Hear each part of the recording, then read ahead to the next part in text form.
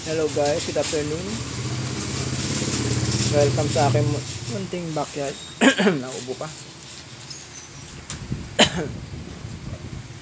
Ngayong araw may papakita lang sa inyo na aking ginawang DIY pakainan.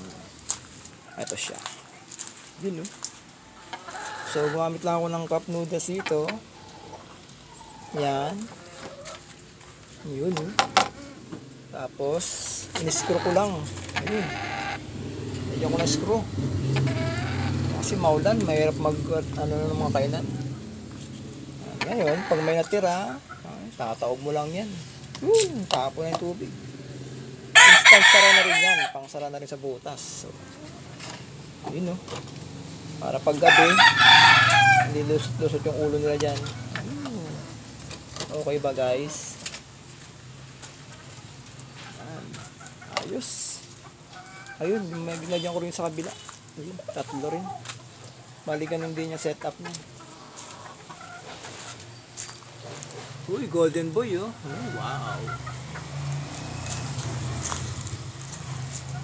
O yun guys, thank you. Pinakita ko lang sa inyo yung aking ginawang DIY pakainan.